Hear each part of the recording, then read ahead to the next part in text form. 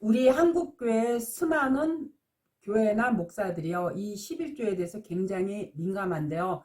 제가 11조에 대해서 이 유튜브로 올려놓으면요, 댓글이 가장 많이 올라오는 게 이 11조 부분이에요. 왜냐하면 11조 자체가 교회에 재정 수입이 되기 때문에 이 11조에다 목숨을 많이 걸고요. 이 11조 가지고 교인들을 거의 협박을 하다시피 그 수준까지 지금 가 있어요. 그렇지만 우리가 11조의 뜻을요, 정확하게만 알고 있어도요, 이러한 데다가 그 어마어마한 11조를 그 큰 교회에다 바치지 않아도 돼요.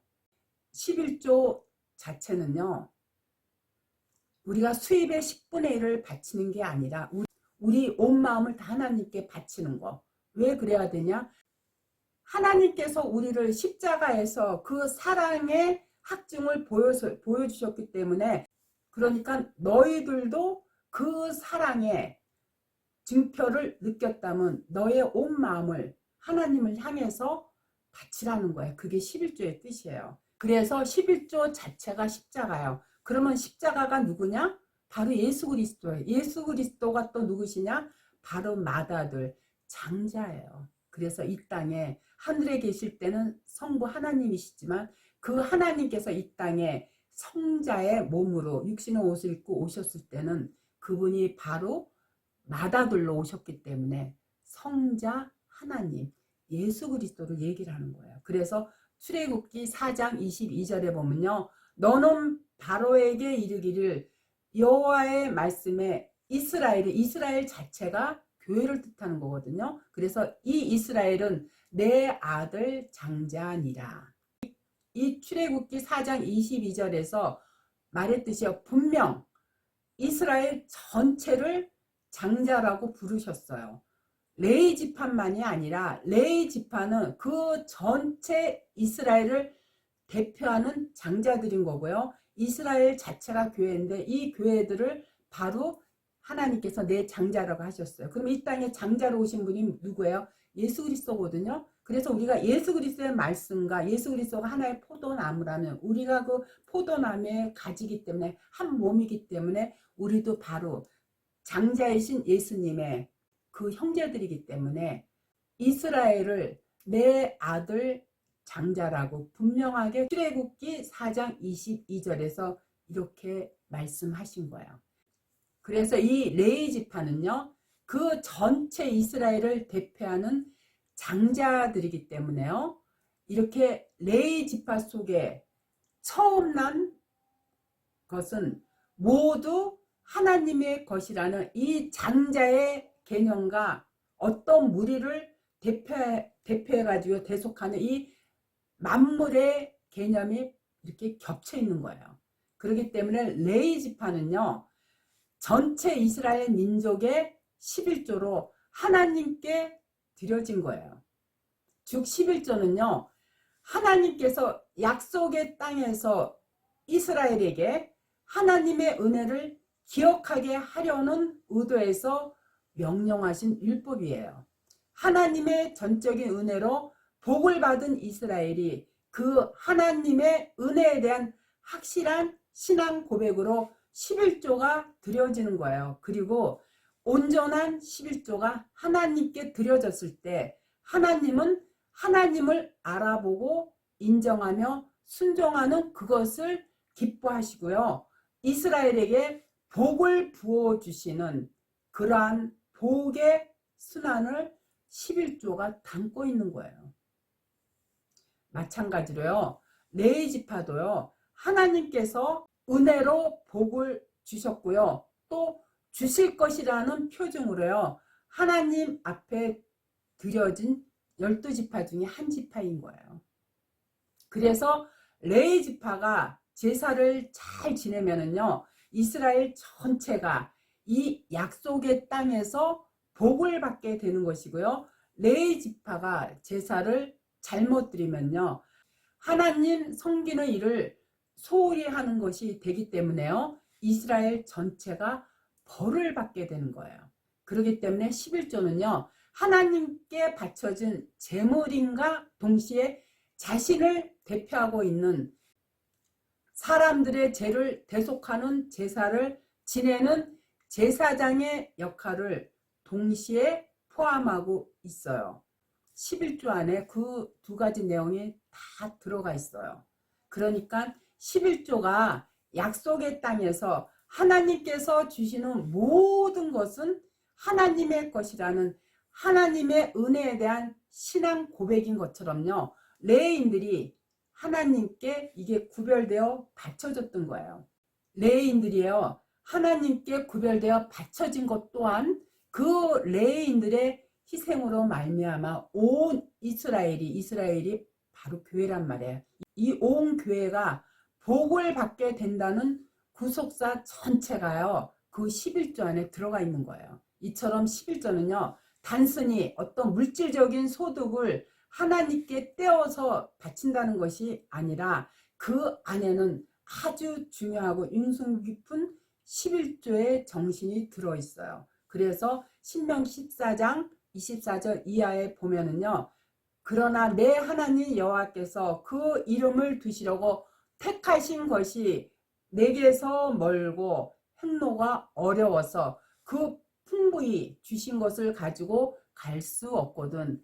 그것을 돈으로 바꾸어 그 돈을 싸서 가지고 내 하나님 여호와의 택하신 것으로 가서 물은 내 마음에 좋아하는 것을 그 돈으로 사되 우양이나 포도주나 독주 등 물은 내 마음에 원하는 것을 구하고 거기 내 하나님 여호와 앞에서 너와 내 건석이 함께 먹고 즐거워할 것이며 내 성읍에 거하는 레인들은 너희 중에 분기시니 기업이 거하는 자니 또한 저버리지 말지니라.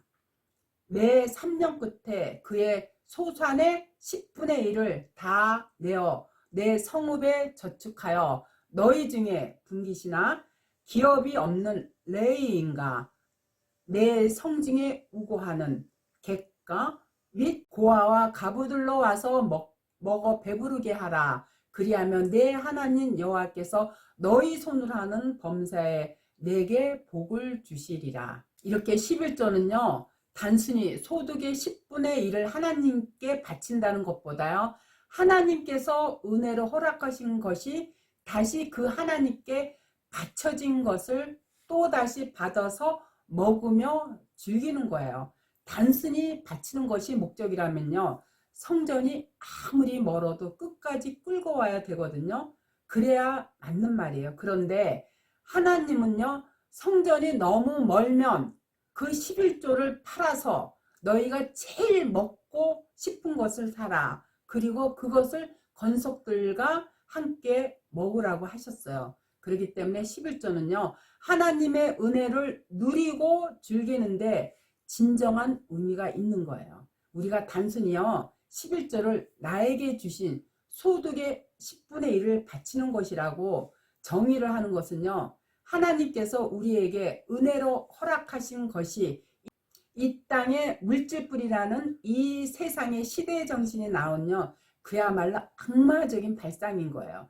정말 하나님이 우리에게 주신 것이요. 이 단순한 물질뿐인가요? 아니잖아요. 이 11조가 담고 있는 것을요. 좀 더 정확하게 이해를 하려면요. 태초에 11조가 들여졌던 이 창세기를 들여다봐야 돼요. 창세기 14장 14절 이하에 보면은요. 아브라함이 그 조카의 사로잡혔음을 듣고 집에서 길리고 연습한 318인을 거느리고 단까지 쫓아가서 그 가신을 나누어 밤을 타서 그들을 쳐서 파하고 다메섹 자편 호박까지 쫓아가서 모든 빼앗겼던 재물과 자기 조카 롯과 그 재물과 또 부녀의 인민을 다 찾아왔더라. 아브라함이 그돌라 오멜과 그와 함께한 왕들을 파하고 돌아올 때 소돔왕이 사회 골짜기 곧 왕국에 나와 그를 영접하였고 셀레망 멜기세덱이 떡과 포도주를 가지고 나왔으니 그는 지극히 높으신 하나님의 제사장이었더라. 그가 아브라함에게 축복하여 가로되 천지의 주제시여 지극히 높으신 하나님이여 아브라함에게 복을 주옵소서. 너의 대적을 내 손에 붙이신 지극히 높으신 하나님을 찬송할지로다 하매 아브라함이 그 얻은 것에서 10분의 1을 멜기세덱에게 주었더라. 이와 같이요, 최초의 11조가 등장하는 장면인데요. 소돔 왕과 고모라 왕과 아드마 왕과 스보이 왕과 소알랑 이렇게 5나라의 연합군이요. 엘레망, 고이망, 시날라 왕, 엘라사 왕 이렇게 4나라의 연합군과 전쟁을 했는데 그 와중에 소돔에 살던 아브라함의 조카 롯이 잡혀가게 되었어요. 그 소식을 들은 아브라함이요. 집에서 키우던 사병 318명을 데리고 그 4나라 국가연합군 수만 명을 무찌르고요. 롯을 구해왔어요. 그런데 그 전쟁은요. 어느 모로 보나 아브라함이 이길 수 있었던 전쟁이 아니었어요. 그런데 돌아오는 길에 살레망 멜기세덱을 만났어요. 성경은 그 사람을 살레망, 즉 살로망, 평강의 왕이라고 부르는데요. 그리고 그는 지극히 높으신 하나님의 제사장이라고 했어요. 그가 떡과 포도주를 가지고 나와서 아브라함을 축복했어요. 떡과 포도주, 제사장, 축복. 언뜻 떠오르는 분이 바로 그 멜기세덱이 천지의 주제시여 지극히 높으신 하나님이여 아브라함에게 복을 주옵소서. 이렇게 했더니요. 아브라함이 그 멜기세덱에게 11조를 바쳤는데 아브라함이 그러한 행위는요. 이 모든 것은 당신의 덕택입니다. 라는 고백인 거였어요. 이 말은요. 이 전쟁은 당신이 이기게 해준 것입니다. 라는 고백이에요. 그래서 자신의 소유의 10분의 1을 멜기세덱에게 바친 거예요. 그렇다면 이것을 어떻게 알 수 있는가? 시편 110편에 이 내용이 나와 있어요. 그런데 이 창세기를 보면요. 그 멜기세덱 왕은요. 왕이면서도 제사장이라고 했거든요. 원래 왕은요. 힘을 가지고 전쟁을 치르고 정치를 하는 사람이고요. 제사장은 뒤에서 그 왕의 승리를 위해서 제사를 지내고 기도를 하는 사람이에요. 그런데 그 살레 왕 멜기세덱은요. 왕이면서도 제사장이라 했어요. 그 말은요. 살레망 멜기세덱은요. 제사장의 일, 즉 제사를 지내는 것 자체로 왕의 역할을 하는 사람이란 뜻이에요. 그렇기 때문에 그는 힘으로 전쟁을 다스리는 사람이 아니라 하나님께 제물을 바쳐서 제사를 지내는 것 자체로서 승리로 이끌어내는 왕국을 다스리는 자라는 이런 뜻이 담겨 있는 거예요. 그렇다면 그게 누구인가? 거기에 대한 답이 아까도 잠깐 얘기했지만 다윗의 시에 담겨 있어요. 자, 시편 110편 1절 이하에 보면은요. 여호와께서 내 주에게 말씀하시기를 내가 내 원수로 내 발등상 되게 하기까지 너는 내 우편에 앉으라 하셨도다.